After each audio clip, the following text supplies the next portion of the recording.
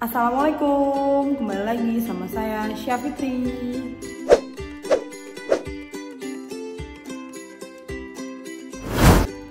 Nah, di modul kali ini saya akan membahas tentang naskah. Jadi, tujuannya biar kalian paham cara penulisan naskah berita, yaitu soft news dan hard news. Untuk materinya, ayo kita mulai. Apa bedanya naskah dan skenario? Sebenarnya sama aja, bedanya naskah itu adalah karangan yang masih ditulis dengan tangan, dan naskah itu dibuat untuk program non-drama. Nah, sedangkan kalau skenario itu adalah rencana lakon sandiwara atau film berupa adegan demi adegan yang tertulis secara terperinci dan dibuat untuk produksi drama. Jadi bedanya naskah dan skenario itu hanya naskah untuk non-drama, kalau skenario untuk drama. Nah, sekarang kita bakal ngebahas tentang naskah berita. Jadi ada ketentuan dalam penulisan berita. Yang pertama, harus menentukan peristiwa. Berita berisi peristiwa yang sifatnya aktual dan penting untuk disebarluaskan. Ketika kita mau bikin berita, berarti kita harus tahu dulu peristiwa apa yang mau dibahas. Dan nggak semua peristiwa itu penting dan penting untuk disebarluaskan. Contoh, misalnya peristiwa ada, misalnya kamu jatuh lah, anggap. Itu kan peristiwa, kamu jatuh. Dan ada juga berita pembunuhan misalnya. Yang lebih penting mana? Berarti kan lebih penting disebarluaskan itu yang pembunuhan, yang kayak gitu. Kedua adalah pencarian sumber berita. Nah, maksudnya penulis berita perlu mencari sumber informasi yang tepat agar isi berita akurat. Berarti maksudnya narasumber ya. Jadi kalau nyari berita tanpa narasumber, berarti berita kamu bisa dianggap tidak akurat. Yang ketiga, ada wawancara, observasi, dan dokumentasi. Wawancara adalah tanya jawab, observasi adalah pengamatan, dan dokumentasi adalah pengumpulan data. Jadi ketiga ini harus dilakukan. Kemudian yang keempat, mencatat hal-hal penting. Pencatatan dapat dipandu dengan pertanyaan 5W 1H, cukup.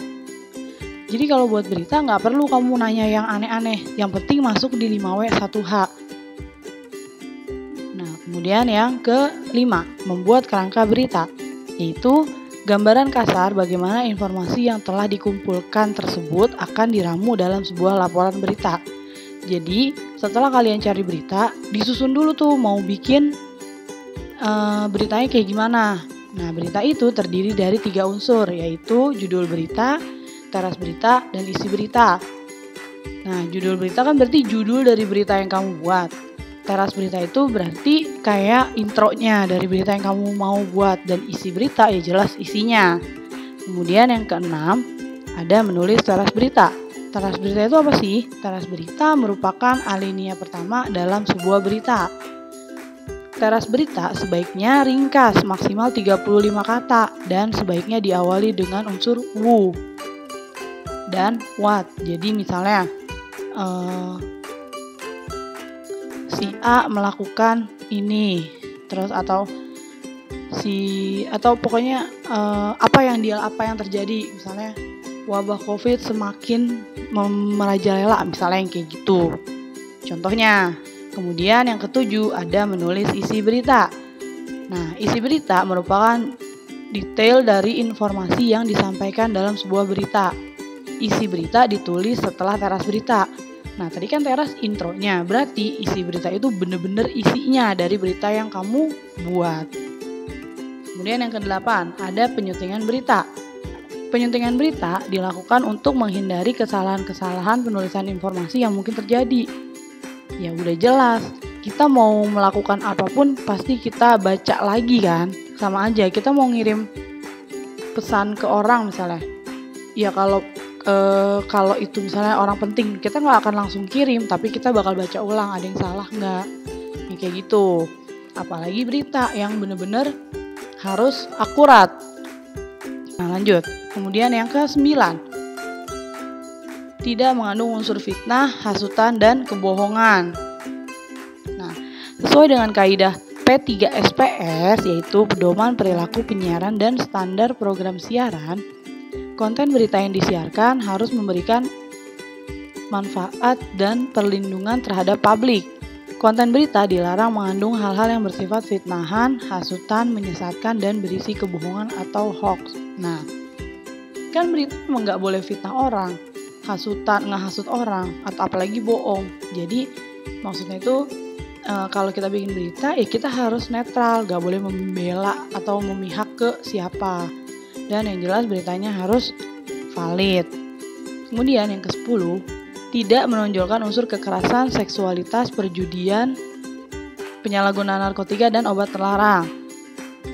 Nah, P3SPS juga diatur agar dalam pembuatan dan penyiarannya dilakukan pembatasan unsur yang bermuatan seksual, kekerasan, narkotika, dan sejenisnya, penjudian, serta tayangan bersifat supranatural, horor, dan lain-lain.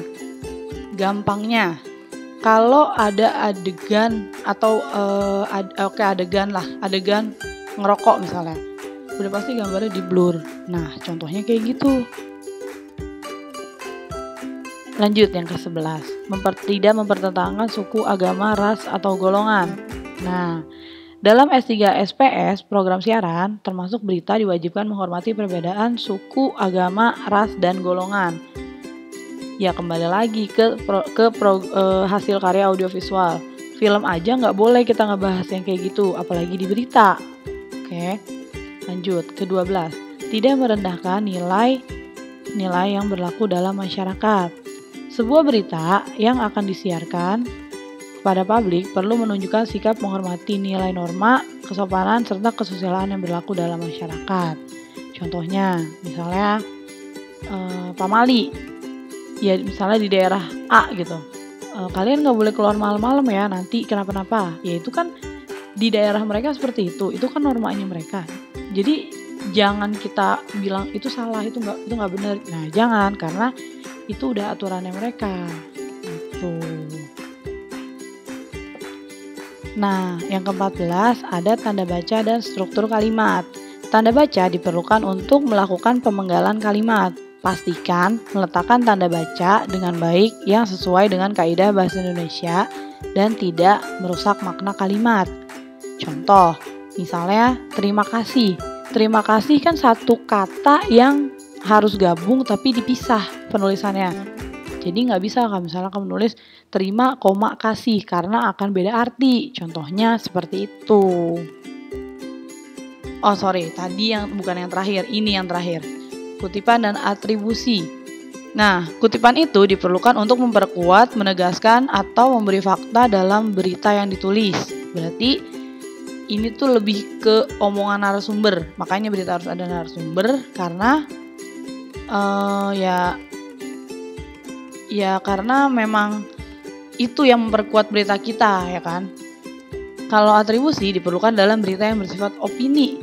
Nah, berita yang bersifat opini itu seperti Vox Pop, yang satu pertanyaan kamu tanya ke banyak orang, itu namanya Vox. Lanjut, ada lembar kerja penulis naskah berita. Dalam lembar kerja penulis berita cuma ada 2. Yang pertama ada konten berita, yaitu penjelasan tentang judul berita, tema berita, rubrik berita, dan isi berita. Nah, bentuk penulisannya seperti ini. Sudah jelas, jadi semua berita dirinciin kayak gini ya. Nah, yang kedua ada naskahnya, yaitu penjelasan berita yang akan dibacakan oleh news anchor. Kan berita itu ada programnya maksudnya. Jadi naskahnya itu ya yang dibacain sama pembaca beritanya. Nah, contoh penulisannya kayak gini.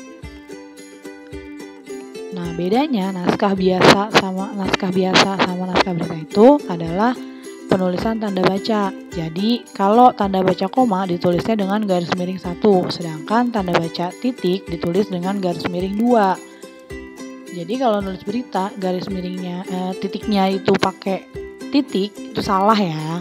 Nah, gimana? Paham kan tentang penulisan naskah?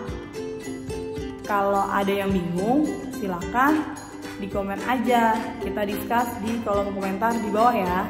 Jangan lupa videonya di like dan di subscribe juga. Oke? Wassalamualaikum warahmatullahi wabarakatuh. Sampai ketemu di modul selanjutnya. Bye.